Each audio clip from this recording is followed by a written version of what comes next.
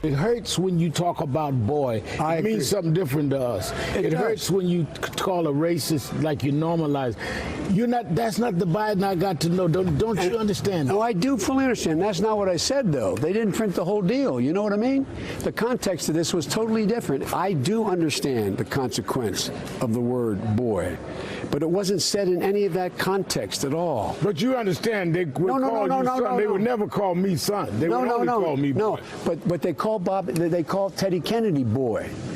That was the distinction. The reason he called me senator is to demean me more because son, because he said, I'm not even qualified to be in the Senate. I'm not old enough. I'm a kid. I'm a kid.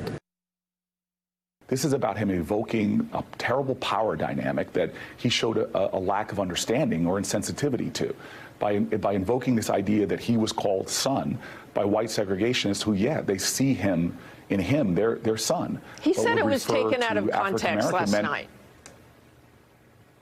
I didn't understand that. I think I listened to the full totality of what he was talking about, and frankly, I heard from many, many African Americans who found the comments hurtful.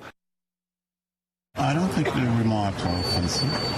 During the height of the civil rights movement, we worked with people and got to know people.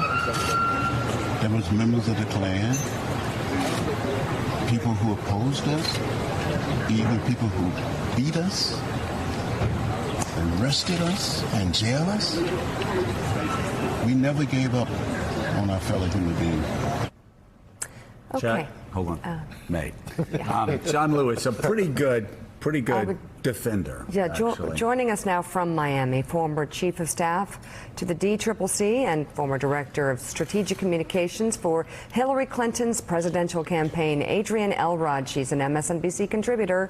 And still with us, we have senior advisor at MoveOn.org and an MSNBC contributor, Karine Jean-Pierre. So, Adrienne, you saw a lot of what happened this weekend. Reverend Al and Joe Biden, and then, of course, John Lewis coming out and defending Joe Biden with his own personal story. That was it was an extremely strong moment. How do you think the weekend played out for Biden? Well, you know, Joe, I think Vice President Biden is learning for the first time what it's like to run as a front runner. You know, he's run for president twice before. He's never been an actual front runner, and he's realizing that words have consequences. Even if they have unintended consequences, they can have a major impact on you, more so than you would if you were running as a second-tier or third-tier candidate. You know, I think, look, he made his point very clear. He certainly made it clear that he didn't mean when he said boy, that he didn't mean it in what other people might say that he, meant when he said boy. But the bottom line is he allowed somebody like Cory Booker, who frankly I think has gotten more press in the last week than he's gotten the entire campaign since he's been in. He allowed him to come in and really draw a contrast, and that's something you never want to do when you are the front runner candidate. Karine, so you had Reverend Al, John Lewis, Jim Clyburn, all coming to the defense of Joe Biden. What impact does that have?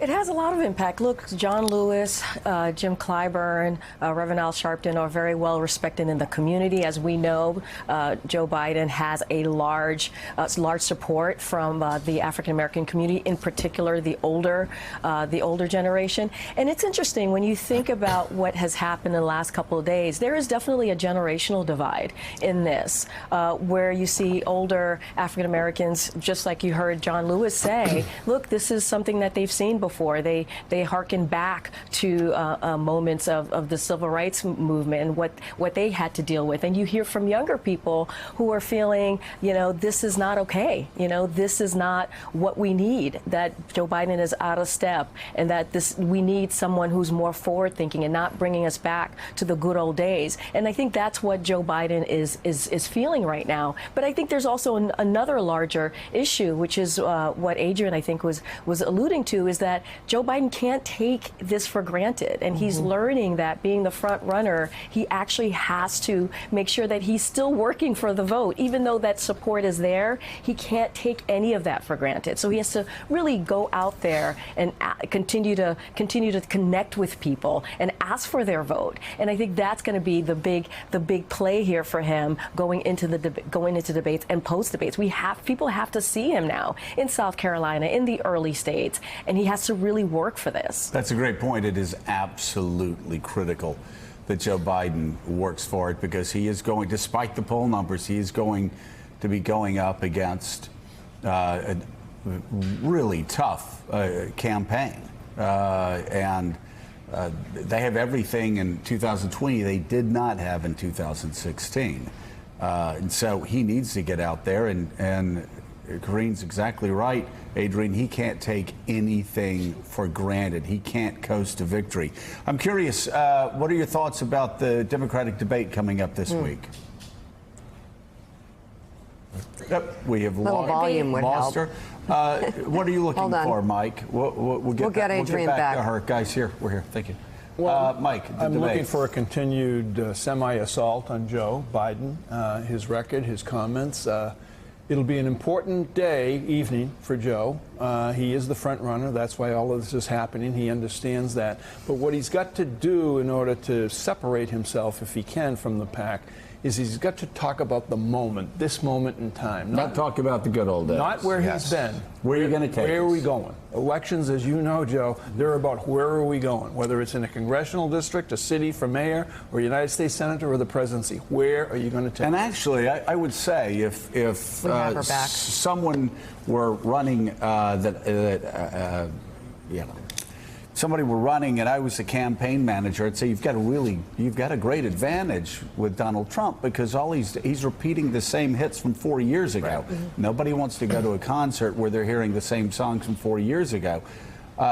So Democrats might have that going for them, unless Joe Biden, is breaking out the Buddy Holly records. Then that's a problem. Right. I think that is a real concern, is that he has been talking about the past and not enough about the present and certainly the future. And also, I think it'll be interesting. It'll be a big moment for Biden simply because even though he's the vice president, he's been a former vice president, he's been in our lives for a long time, we haven't actually seen that much of him on this campaign. Right. Like, it's been a deliberate choice by his team he hasn't done many interviews. The one with the Reverend Sharpton there is one of the very few he's done since launching the campaign. He hasn't done nearly as many public events or town halls as some of his other competitors. And so for a lot of Americans, this will be the first time they've seen him in a couple of years. Yeah. And I think that will matter too. And how he's treated by the candidates around him will be interesting. And the night before, Elizabeth Warren, I think, has center stage, where she is sort of the one big bold-faced name on that night. That's day one.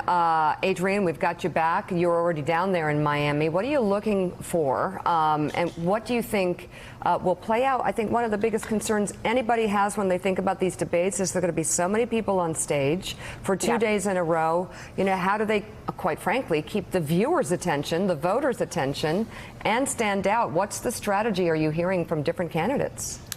Well, Mika, I think a lot of candidates, I think a lot of us have talked about who's going to have a breakout moment, who's going to use that 7-8 minutes that they get on stage to really drive in their point, who's going to actually have a breakout moment. I think it's going to be a little bit more difficult for really anybody to have a breakout moment unless you are somebody who basically nobody has heard from yet to this point. I mean, Amy Klobuchar is somebody who, has been in the race for a while, but we haven't really heard a lot from her. She might be able to go out there and really draw a contrast, make a case.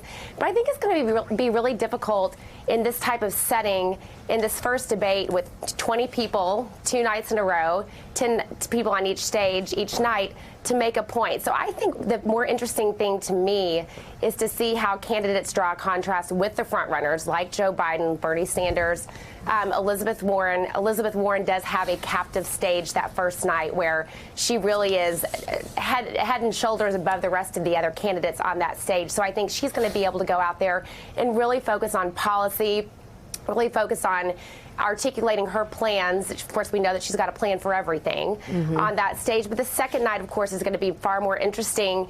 And it's going to be also interesting to see how Joe Biden handles this moment. Again, when we think back on the 2 previous times that he's run for president, he's really kind of owned, this time is the first time that he's really owned the front runner status. The previous times he hasn't.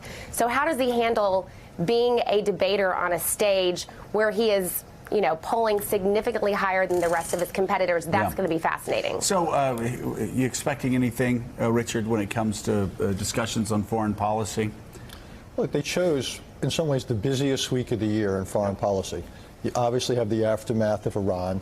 You have Xi Jinping having just been in North Korea, letters going back and forth between the president and the leader of North Korea. You've got the G20 in Osaka. Jared Kushner is hosting his Bahrain summit on Israeli-Palestinian peace. Unfortunately, no Israelis and Palestinians will be there, but I digress. So it's hard to imagine they get through this debate without at least some foreign policy questions. And it's just a reminder, we're not electing a mayor here. We're electing someone who will be commander-in-chief. And I think there's got to be some questions about, among other things, the use of military force. That's the backdrop to Iran. It was the backdrop to North Korea. So I actually think we're going to see some stuff on foreign policy here. So talk about those issues. A very busy time. Talk about the aftermath of Iran and any of those other issues that you think are vital right now for these candidates to focus on. I think most of the candidates will say the president was right not to use military force with Iran, but the question is, where do you go from here? We right now have pressure on Iran without clear purpose. We're going to keep piling on the pressure, cyber attacks, new sanctions. Iran's going to keep pushing back. So even though this time we avoided a war, it's not clear to me we'll avoid it down the road. And this administration has not put forward anything like an idea for what would be acceptable. What are we trying to get? Pressure towards what purpose? What would be enough for us to begin to ease up on the sanctions? I haven't heard anything from the administration. So that'd be one thing you'd want to hear from the Democrats. Do they all talk about going into the old agreement? Do they start talking about a revised agreement, a stronger agreement? Do they talk about pressuring Iran? North Korea, a similar sort of thing. The president's going to talk about denuclearization. You know and I know North Korea is not going to denuclearize. So the question again, are we prepared to accept a lesser deal? Well, I mean, Iran's not going to denuclearize either. I mean, therein is the crux of the problem for both of them. Neither one of them are going to do that. Well, North Korea, has what, 50 nuclear weapons, so they're not going to get rid of them. Right. Iran has a lot of the prerequisites. Well, what I'm saying, when I say denuclearize, they're not shutting down their nuclear program. And they're not going to capitulate. Regime change is not in the offing. So where does diplomacy step in? So I think on both of these, there's an interesting diplomacy thing. Jared Kushner. What are our views? Are any of the candidates going to say anything critical of Israel? This administration is unwilling to. Will any of them say, hey, why are we doing this? Money's not going to buy the Palestinians. Speaking of Israel, what's the future of Netanyahu? Well, the question, they'll have the new election. My hunch is he'll do better in that. The question is, with the indictments hanging over his head, can he get people to join a coalition with him? And one or two people could make a difference. So I don't know. Were you shocked he wasn't able to form the coalition the first time? Surprised, yeah, because I thought he had a clearer path with the right. Yeah. Another piece, a little bit of good news this week, because I'm usually the most depressing person you know. Turkey. The Istanbul election. It shows that Erdogan, the combination of repression of democracy plus total economic mismanagement. Inflation soaring, the currency is plummeting. A real rebuff, a real rejection of Erdoganism. We saw it in Ankara, and now we've seen it in Istanbul. Lost the runoff election. That to me shows, in this world, there's still some possibilities for some good things. Thanks for checking out MSNBC on YouTube, and make sure you subscribe to stay up to date on the day's biggest stories. And you can click on any of the videos around us to watch more from Morning Joe and MSNBC. Thanks so much for watching.